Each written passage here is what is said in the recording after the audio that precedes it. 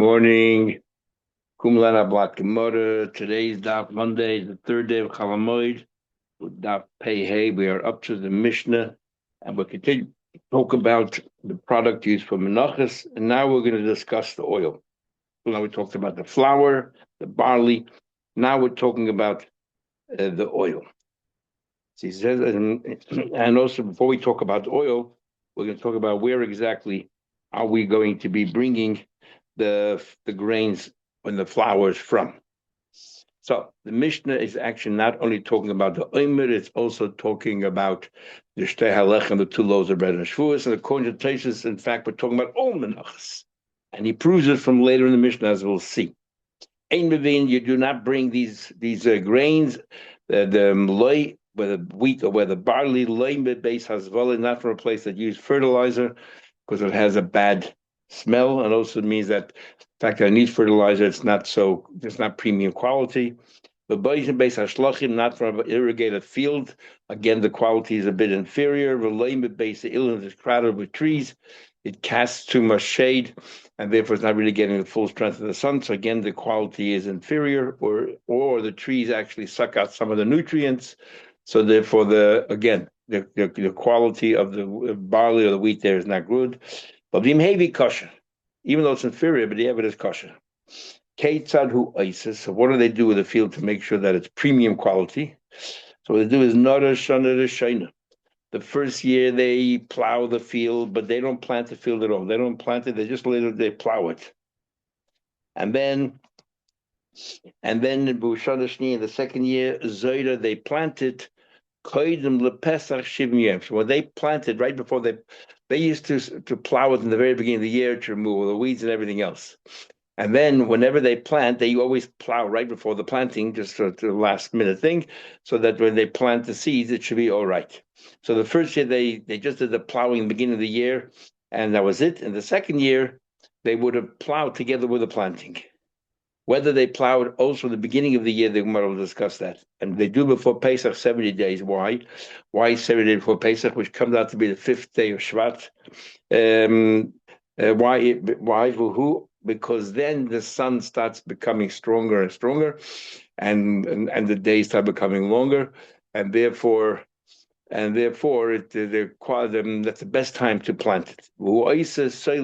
That is how you create a situation. You'll have lots of flour, fine flour.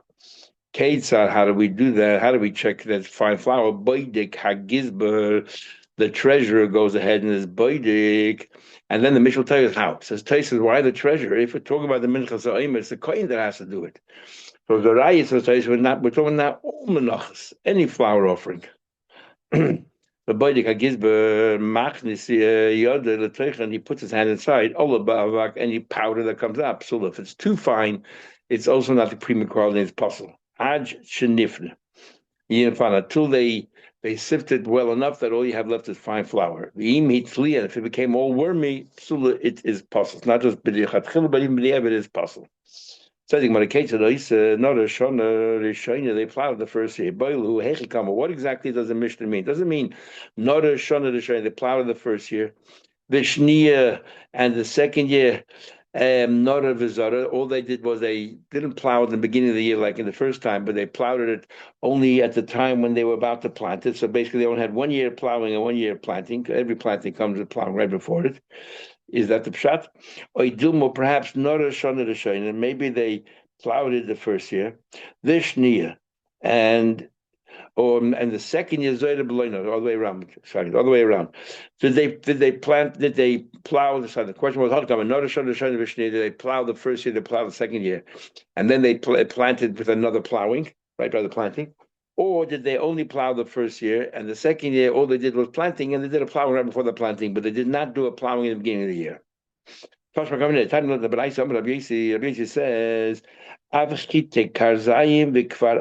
this region is called Chite. It doesn't mean wheat, but it means a place called Chite Karzayim. And Kvar Achim Ilmole Smuch had they, because they're such superior quality, they would have been close to the Shleim, neighbor Shleim. We would actually bring it from them, because there are mountains surrounding the Shleim, and in the mountains, these wheat grows much better because the sun there is very strong. And therefore, if it would have been closer to Yerushalayim, we would have actually done it. Another possible reason is why is if they would if it had been closer to Yerushalayim, we would have taken from them because Ein Ma'avirin ala mitzvahs. Now, if we're going to use the rule of Ein Ma'avirin ala mitzvahs, which means there's a mitzvah to go ahead and bring it, obviously we're talking about the minchas ha'omer and minchas lechem, which is a chiyuv that you have to bring it, and not really talking about other menachas. The fisha ein, because Tosha said we're talking about all menachas. We only bring from the fields either according to Rashi that in the southern part of Yisrael, or they slope towards the south. Doesn't matter which part of Yerushalayim or Yisrael it is, but they slope towards the south, so they're getting a lot of sun. They're drenched with sun. Yeah, so element asadas hamudram is only for those on the south. The hamanugora is lekach, and then only for those that were plowed for the reason of oimer shebehen chama zeirachis, because the sun shines there longer. Umehen chama shekas. The sun rises and sets on the southern side. In the winter, the sun is on the south, and in the summer, the sun is totally in the north. So when the sun is in the south, it starts in the southeast and it ends up in the southwest. And basically, the field, this area is totally sun drenched, and the quality of the tfuah that comes out there is premium quality.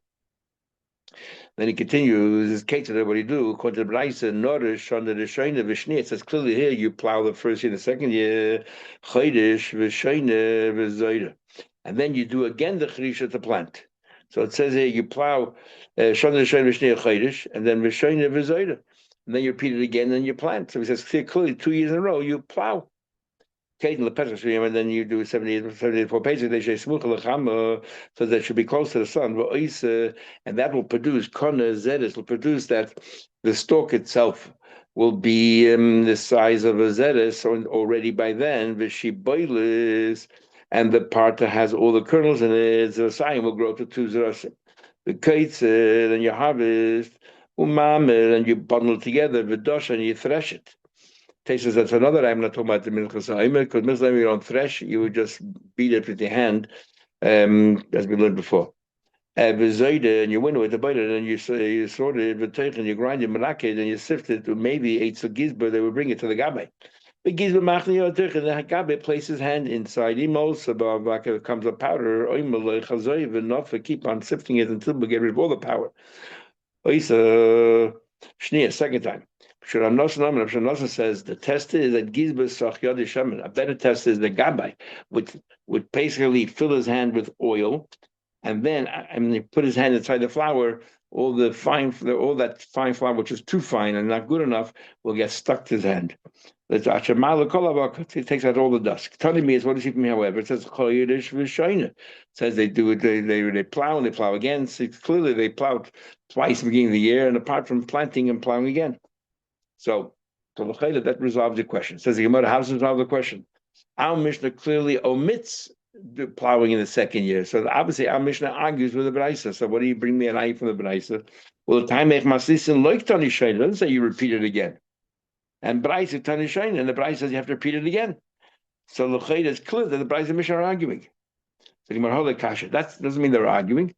Could be the reason why our Mishnah doesn't mention you have to plow again. It could be that our Mishnah might have field that was already worked on before you started this plowing process, thinking about the Omer. And therefore, there's no need to plow a second. Once you plow 1 year, you have to plow a second year. And the price don't have never worked before. So therefore, you have to do 2 successful years. So my Havilah. So the bottom line, what's the din? Do you plow it twice or not? First, the time we learned, what they do is that they will plant they will plant. They would plow half. So the first year they plowed the field. The second year they would plow half the field, and the other half of the field they would plant. And then the next year they would plow the half that they planted, and the part of them that they plowed the year before they would plant. Sometimes they only plowed for each Omer setting only once. And the reason why they only planted a half a field is because you can't use a field every year and plant, it will take away all the soil. So therefore, you give it a break every year. So half the field is 1 year, the other half field the next year, and that's how you get premium quality. But bottom line is, you see, you only do it once, one charisha. So you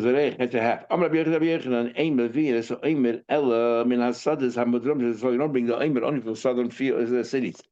Fields in Eretz Yisrael, shebehen chamas rachas, and men chamas shakas. The sun rises there and the sun sets over there. I know because base mikla, they will bring the aimer from the place called base mikla, and kibashol the whole field was not that big. It was only the size of measured three sign. The sudden mudremes hoisa, and it was facing south. The bochamas rachas, and the sun would shine. And remember, chamas shakat. That's where the sun would start in the morning, and that's where the sun sets. That's in the evening. And in the year Chatzia, they would plow half and they would and plant the other half. And near Chatzia, then they would plant the other half and then plant this half. Rab Chilke Bar Tuve have a lekarna the ada. Rab Chilke Bar Tuve had a little piece of land, and near Chatzia, he followed this prescription and he plowed half the field, the other half he planted. Near Chatzia, then the next year he plowed that half which he planted the year before, and he planted in the part that he plowed the year before. But of the al-chatre, and the result was that it grew double what the normal growth is. And then he would be able to sell the wheat l'smida. He sold the wheat for good premium flour. So therefore, we see that this is the best prescription to make sure that the oimer, the barley, is the best way. It says in Mishnah, if it's full of worms, it's possible. From we learned, the flour, most of it you found worms in them, it is possible.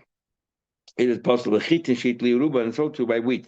If the majority of it became full of worms, is Reuben psulus. It's boy rabim. What do you mean Reuben? Doesn't mean b'roiv chita. Doesn't mean that every single kernel of the roiv. Oy b'roiv sa. So we say that if every single kernel of the roiv of it became possible, you throw it away, and whatever didn't get touched is all right. Or b'roiv sa, majority of the whole measure is worms, and we throw the whole thing out. Teku. Boy Rav has an interesting question.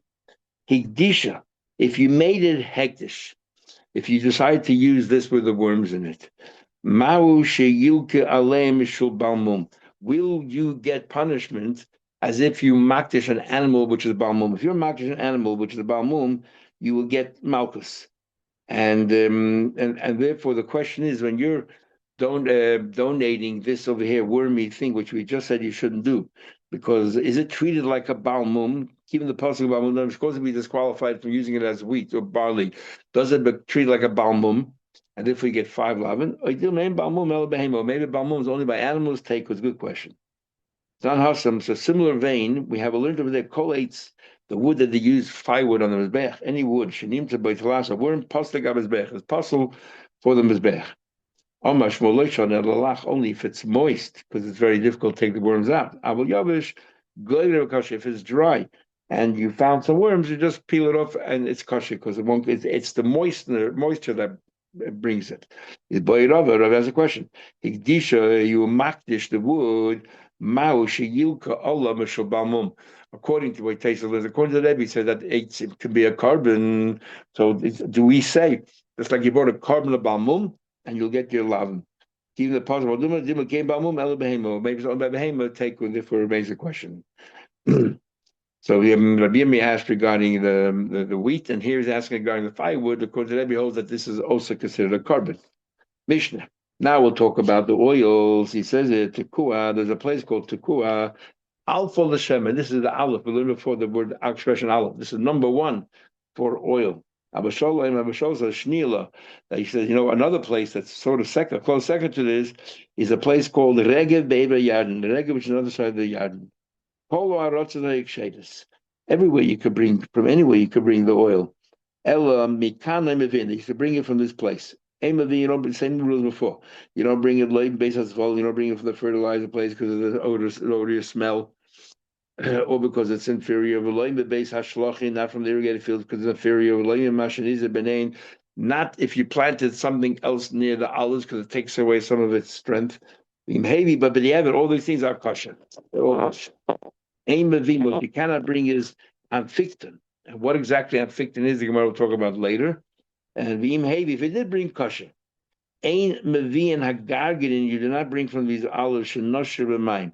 You don't bring from these olives that fell into the water, because when it falls into the water, it loses some of its strength. Loses some of its strength. V'loimin hakroshim, not if it's marinated. V'loimin hashlokim, klokim, not if it's cooked. V'im hevi, and those are possible because they lose the status of oil. Says the Gemara, this place Tekoa, Vayishlach Yoav Tekoa, Yoav sent towards Tekoa, Vayikol Shal Misha Chacham, he took from there a very wise woman.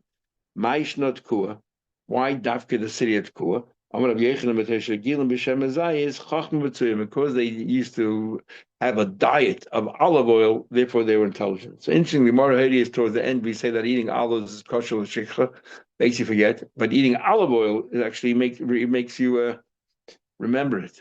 Dafka from the doctor comes the light. So dafka from the olives, it makes you forget, but it gives you the olive oil that actually makes you wiser and makes you and restores your memory and so on. What have we learned? It says in Pasuk, "V'toivel b'shemen ragloi." It says that Osher was gebenched, that his land will be saturated with oil, and v'toivel b'shemen, like he will soak his feet in oil. The chelke shel Osher. This is the portion of Osher. Shemoishech shemen kemayin, that oil is flowing there like a spring. What's happened? The people of Lukaya needed oil. Minulem, they decided to send Pulmustas Echa. They sent this goy who's over the Avodah Zorah, and Amrullah said to him, "Leich v'havi lana shem b'meir." He would go buy his oil for 100 times 10,000 for a million money. Go find us oil. Halach Yerushalayim, he went to Yerushalayim. Amrullah said to him, Lech l'tzur, go to Tzur. Halach l'tzur, Amrullah said, Lech l'gush chalav. You will go to that city, you'll find oil. Halach l'gush chalav, Amrullah lech etzapani, go to this person, the Sadar laws in this particular field. Umatzah, he found that this particular person who owned this olive orchard, Isaac Tachas Zeisav, he saw that this person was working all on his own, and he didn't have any help whatsoever, and he was digging all around his olive trees. He went through their exercise that you have $1 million worth of oil. So I need will he wait till I finish over here the work all around the olive tree. He waited to see till he finished the work. And after he finishes work, he took all of his tools of trade. He puts it behind his back. And he was cleaning out the stones on the way. He said to him, you have $1 million worth of shemen. He was sure the guy didn't, but he promised, so he asked. They're mocking me, sending me to this guy here. When it came to the city, he had his maids come out and bring him a jug of hot water. Wash the hands and feet. A golden jug. Malay Hashem filled with oil, but and he dipped his hands and feet in there. The Kaim never says the Toivel b'Shem Ragli. And after he ate and drank, Moded Loy Shemen b'Meir, he gave him $1 million worth of oil. But even though he walked around like a poor person and behaved like a poor person, obviously he was very wealthy. In fact, he asked him, "Do you need more?" Yes, we need more, except I have no money. I didn't bring in more money. If you want, take Vani Elech Imach, I'll go with you, the Etel Dam, and I'll get paid. Mother Lashem, he measured oil Bishmana Sadibi for 1.8. But it seems that he bought another 180,000. Amrullah Lo Yiniach Oisa Ish. That's to transport all of this. They didn't leave behind Loisus, not a horse, like petted, not a mule, not a camel, not a donkey, there wasn't anywhere that they didn't hire to transport all this oil. Even Shagili came to his city, Yotsu came to praise him. Amalam says, "Don't praise me, praise this young man who came with me, that he measured me oil for more than even I asked. And he lent me another 180,000. And what I saw fulfills a pasuk Shlomo said, Yesh mis asher, that those who pretend to be rich, but they own nothing. But then there are those who behave as if they're poor, Behind Rav, they're extremely wealthy. Okay, Amavin, you don't bring oil based on Kezvol, you don't bring oil from the fertilizer field. But Tangalut, Amavin, unfixed, you don't bring a fixin. Beam Havi, you did puzzle, you are puzzle. Mipnesha who started because it's sap, it's not really oil. It's not really oil at all. So you said that you don't bring all these places, it's inferior. But the b'diavad is kosher. Here it seems that's not oil and it's not even kosher. Says the Gemara, Omar Beis Lakasha, Hod Abchir, Shimon Ben Abed, an argument of Abchir, Abshir Rebbe. Abchir, was Zorg Abchir, would throw it away. So the question is whether Anpikton is considered oil or not. It seems in this Bryce here that Anpikton is no good at all because b'diavad, if you brought it, it is puzzle. And from our Mishnah, it seems that you should use it, but it's all kosher. What's going on here? So we say it's actually machlekes in the behavior between Abchia and Abshimon and Rebbe's son. Abchia is going to throw it away because he didn't cheer oil. Taisa doesn't mean literally threw it away, but didn't use it as food. He used it rather to smear himself, anoint himself. And Abshimon Rebbe metabel bay. Abshimon Rebbe would actually dip. Abshimon Rebbe metabel bay. He dip his food into there. Now Abshimon Rebbe was from a rich family, Rebbe. And Toilu Dula Makam Echad. And V'simonach Ashirim, one remember who did what? Ashirim Mekamtzin. If you want to know where the cheapest places to buy something is, only ask a rich person. Ashirim, they are generally stingier, or they value money. And therefore, because they value money, he wouldn't throw it away, not like a Tchiyah. Says about further time we learned the Biyadu says that Fiktin, what's on Fiktin, that Shem and Zayish Shaloi Hevi Shlish. It's immature olives. It wasn't a third ripe. Lama, what do they do with it? Sachinoisa Lama, what's the purpose? Sachinoisa, they would smear with it, Shemesha, it takes away all the hair, Uma'adin Es Habasa, and it makes the body glow. You don't bring from these olives that were soaking in water. Shem is ice kavush, Shem and oil kavush. If it's marinating, shalom cooked, shadi soaking in water, shal shmadi, and sediment, shadech, a bad odor. Lo yavi, they'll bring him heavy puzzle. In all of these cases, it's puzzle. If